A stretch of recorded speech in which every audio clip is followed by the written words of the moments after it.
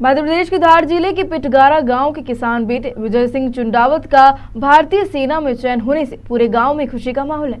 वहीं विजय सिंह चुंडावत ने हमारी बदनावर सहयोगी पवन वैष्णव से खास बातचीत करते हुए बताया कि देश की सेवा करने के लिए जरूरी नहीं कि सेना में नौकरी करे, युवा समाज राजनीति और शिक्षा के माध्यम से भी देश की सेवा कर सकते हैं।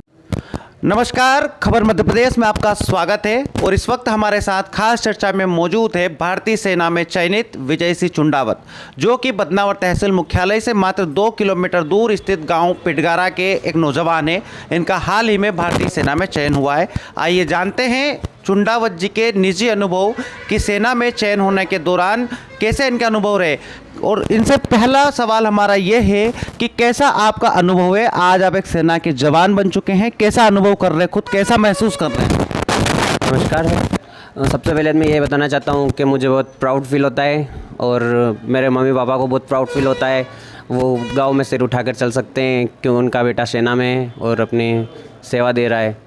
और बताऊँ क्या बताऊँ, क्योंकि ट्रेनिंग पीरियड में बहुत ज़्यादा स्ट्रेस रहता था। दिमाग में हमेशा यही रहता था कि भाग जाएं, लेकिन बस करना है, उस हिसाब से चलता था।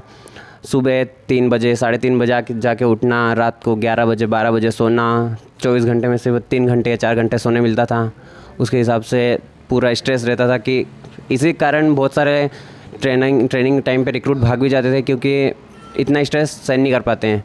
और टाइमिंग का बहुत ज़्यादा ख्याल रखना पड़ता था, क्योंकि टाइमिंग हमेशा ही वही रहती थी कि मतलब जाना है। अगर कुछ बात हो भी गई तो वो कुछ बता नहीं पाते थे कि सर इस कारण से लेट हो पाए हैं। टाइमिंग बस सर। सेना में आप चयनित हो चुके हैं, ये चयनित होने की प्रेरणा कहाँ से मिली आपको? काफ़ी कठोर परिश्रम करना पड़ा था इसके पीछे, कैसे प्रेरणा मिली आपको? प्रेरणा, जब हम छोटे थे तो बहुत बार देखते थे कि आज ये शहीद हो गए, आज वो शहीद हो गए। एक तो वहाँ से और देखा कि गांव में सारी जॉब हैं, अपने परिवार में टीचर हैं, इंजीनियर हैं, प्रोफेसर हैं, लेकिन कोई ये नहीं सुना कि गांव में या बदनावर शहर में आर्मी में चयन होते थे। और वहीं से एक ये भी था कि बचपन से कि आर्मी में जाना है, देश के लिए कुछ करना है, गाँव में वो होना चाहिए कि हाँ वो जॉब सबसे अलग लगी है। बस यही था। काफ़ी लोग सेना में जाते हैं, वापस भी आ जाते हैं, भाग के आ जाते हैं, लेकिन आपने ऐसा नहीं किया। हाल ही में आपकी पोस्टिंग होने वाली है, उसके लिए आप रवाना होने वाले हैं। क्या कुछ प्रमुख जिम्मेदारी रहेगी, क्या प्रमुख नैतिक दायित्व रहेंगे, किस तरीके से आप सेना में अपने दायित्व का निर्वहन करेंगे? दायित्व का निर्वहन तो बस यही है कि अगर ऑफिसर ने या कमांडर ने किसी ने भी कोई कार्य बताया है, बस वो करना है। अगर हमने हमारा काम जो बताया वो कर लिया तो सेना में नौकरी हो जाती है। इसके अलावा और कुछ नहीं है। और जहाँ पोस्टिंग है अपना काम अपनी ईमानदारी से करो, और कुछ भी नहीं है इसके अलावा। आप पिटगारा के एक राजपूत अर्थात किसान परिवार से आते हैं। आप चाहते तो खेतीबाड़ी करके या अन्य सेवा में भी जीवन व्यतीत कर सकते थे, देश सेवा ही चुनना क्यों पड़ा आपको? क्या कारण है इसके पीछे? सबसे पहले तो ये मेरा शौक़ था कि मैं आर्मी में ही जाऊँगा, और दूसरी जॉब मेरे को बिल्कुल पसंद नहीं, जैसे MP पुलिस से या अदर कोई भी जॉब मेरे को पसंद नहीं थी।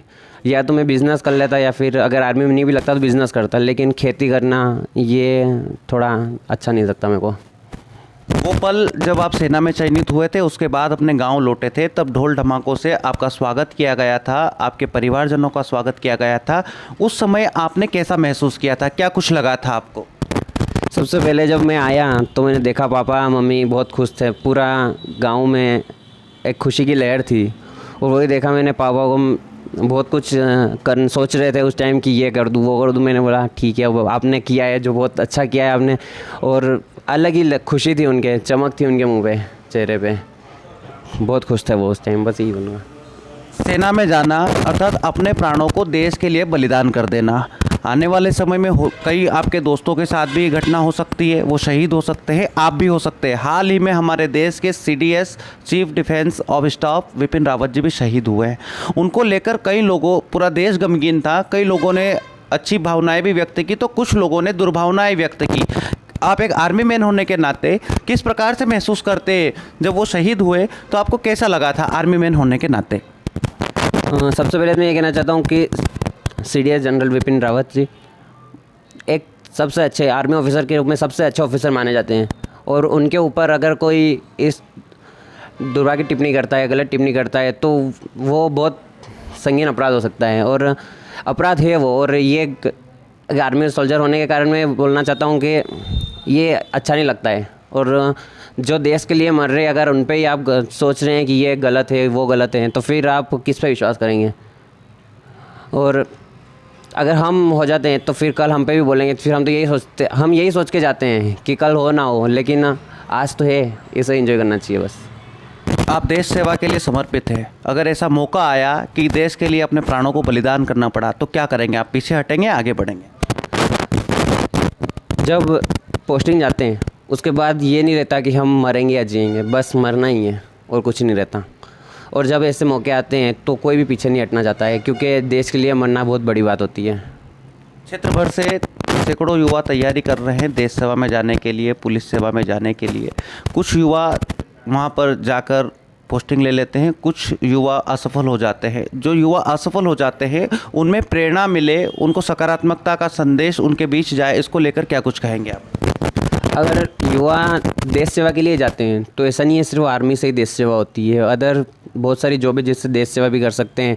और हाँ, अगर सिर्फ पैसे कमाने हैं आर्मी में जाके तो उनके लिए भी बहुत सारी जॉब है जिससे पैसे कमा सकते हैं। लेकिन युवा बहुत सारे क्या करते हैं, फांसी लगा लेते हैं, सुसाइड कर लेते हैं कि जॉब आर्मी नहीं हुई तो कुछ भी नहीं करूँगा। तो ये गलत होता है, क्योंकि आर्मी थोड़ी ना है जो जॉब है या सिर्फ देश सेवा है, इसके अलावा भी बहुत सारी जॉबें हैं।